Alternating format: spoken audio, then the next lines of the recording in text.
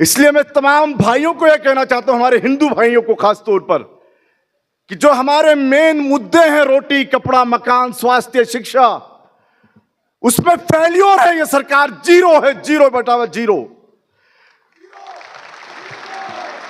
अस्सलामु अलैकुम वरहमतुल्लाहि वबरकातुहू। जनाब सदर मोहतरम, all India Muslim personal law board, general secretary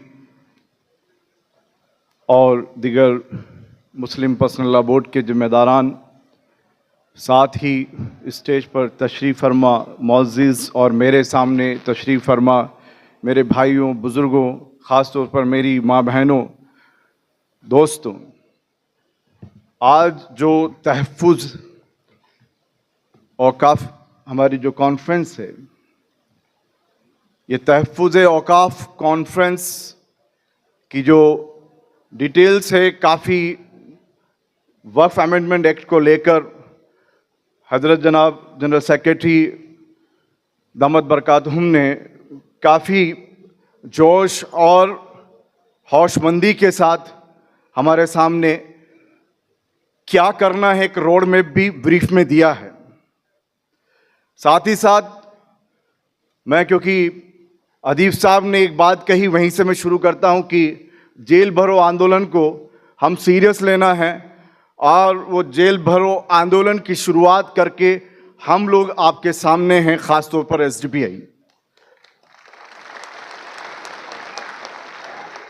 क्योंकि लास्ट मैं हमारे नेशनल प्रेसिडेंट एम.के. फैजी साहब जो जेल में हैं, उनका मैसेज, क्योंकि लास्ट जो जंतर मंतर पर होने वाले कार्यक्रम के लिए जब वो दिल्ली पहुंचे तो एयरपोर्ट से, क्योंकि उनको ये लगा कि मुस्लिम पर्सनल लॉ बोर्ड के साथ इस वक्फ अमेंडमेंट जब तक एक्ट नहीं बना था, इस बिल को रोकने के लिए सड़कों पर मुस्लिम पर्सनल लॉ बोर्ड की आवाज पर वो दीवाने उतरे हैं, जो एक बार आगे बढ़ गए तो इंशाल्लाह पीछे नहीं हटेंगे। और वही मैसेज आज भी उन्होंने भेजा है कि ये अश्योर कर दें पूरे इंडिया में तमाम social democratic party of India के कैडर्स और लीडर्स को कि जहां जहां भी all India Muslim personal law board ने हुक्म दिया है, वो अपनी जानों के साथ उनके हुक्म को पाबंदी से निभाएंगे इंशाअल्लाह। तो इसी के साथ कि जो आज हसास एक ऐसा इशू जो मामलात का नहीं, हमारे ईमान का मसला है, ये मामलात का नहीं, हमारे ईमान का मसला है। इस ईमान के इस सब्जेक्ट पर हम ये अहद करें कि इंशाअल्लाह हम लोग ये मिशन को जब तक पूरा नहीं हो जाता हम पीछे नहीं हटेंगे। ये एक बात के साथ मैं चंद बातें 3-4 पॉइंट्स में करना चाहूँगा। इसके पहले मैं दुआ गो भी हूँ। आज हज़रत मौलाना उबैदुल्ला खान आज़मी साहब जो नायब सदर हैं, वो बहुत बीमार हैं, उनके लिए भी दुआ करें, हॉस्पिटलाइज हैं, तो उनके लिए भी दुआ करें। साथ ही हमारे मुगैसी साहब जो ऑल इंडिया मिली काउंसिल के प्रेसिडेंट हैं, क्योंकि ये हमारे वो सरमाया हैं जो हमको गाइड करेंगे और हम उनकी इन सब के हुक्म के मुताबिक आगे चलना है। मेरे भाइयों और बहनों, मैं एक बात ये कहना चाहता हूं कि आप सुन रहे होंगे कल परसों के अंदर एक इंसिडेंट होता है गुना एमपी के अंदर, जहां पर फसाद फैलाने वाले, और मैं जो बात कर रहा हूं ये ध्यान रखिएगा, मैं हिंदू भाइयों को साथ लेकर बात कर रहा हूं, भारत के तमाम नागरिकों को जो यहाँ की धर्मनिरपेक्षता और गंगा जमनी तहजीब को मानने वाले हैं, उन सबको साथ लेकर बात कर रहा हूं। तो जो गुना एमपी के अंदर, तो बात क्या है, हिंदू और हिंदुत्व दो अलग चीज है, जो संघ अध्यक्ष खुद भी कह चुके हैं कि हम लोग हिंदुत्व के लोग हैं। ये मोहन भागवत जी का बयान भी है।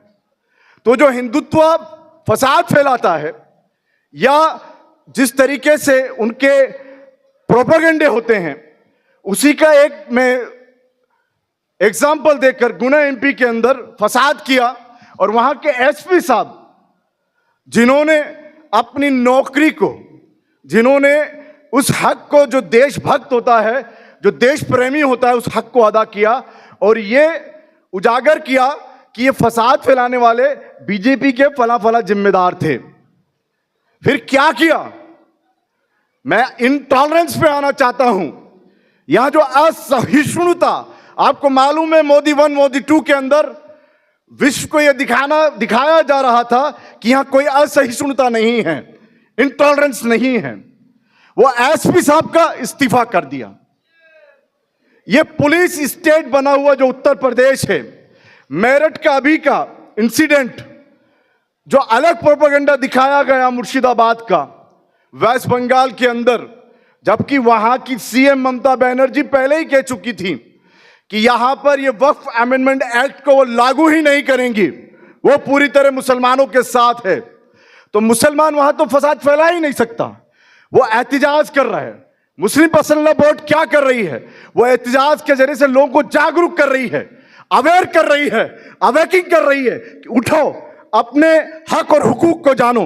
या 2 संविधान नहीं है, एक संविधान है। जो मोदी शाह को राइट है वही राइट हम सबको भी हैं। तो मैं मुख्तसर इस बात को, यहां पर जो मेरठ के अंदर प्रोटेस्ट किया, एहतिजाज किया, हिंदू सेना के वो राष्ट्रीय अध्यक्ष जिन्होंने प्रोटेस्ट किया, पुलिस वाले की टोपी को ऐसे फेंक दिया, उनके सिर से उस ताज को जो उनकी इज्जत है ऐसे फेंका है, पूरे मीडिया ने देखा होगा।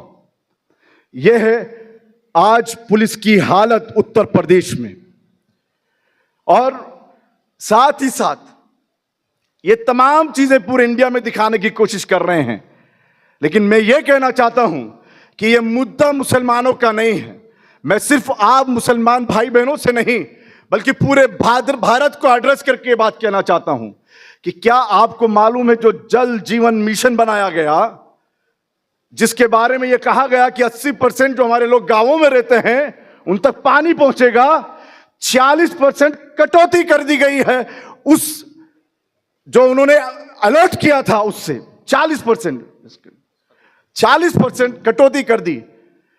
हर 20 मिनट में एक बलात्कार होता है हमारी बहन, हमारी बच्चियों का, हर 20 मिनट में एक। अभी हमारे भाई ने बताया, ऐसी माइकल ने, हर दिन 2 क्रिश्चियंस हमारे भाई यहां पर मरते हैं। यहां के तहफ्फुज की जिम्मेदारी सरकार की थी। क्यों चुनकर भेजा है हमने उन्हें और क्या किया है उन्होंने, यह समझना चाहिए। इसलिए मैं तमाम भाइयों को यह कहना चाहता हूं, हमारे हिंदू भाइयों को खास तौर पर, कि जो हमारे मेन मुद्दे हैं, रोटी कपड़ा मकान स्वास्थ्य शिक्षा, उसमें फेल्योर है ये सरकार, 0 है, 0/0।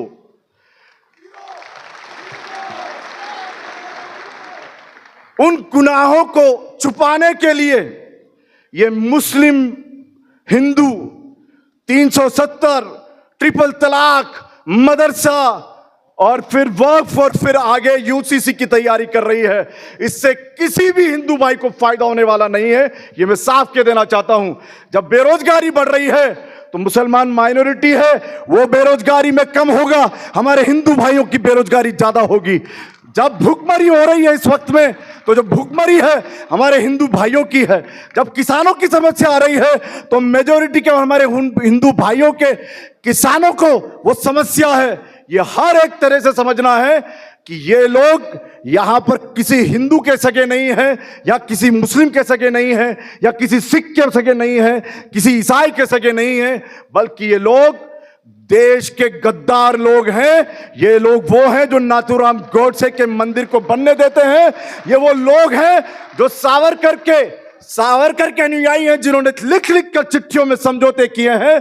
और उसी के पीछे आज नीतीश कुमार और चंद्रबाबू नायडू भी दूसरे सावरकर बनने जा रहे हैं देश के। बहुत बहुत शुक्रिया। जय हिंद, जय भारत, जय जीपीआई, जय मुस्लिम पर्सनल लॉ बोर्ड। अस्सलाम वालेकुम व रहमतुल्लाहि व बरकातहू।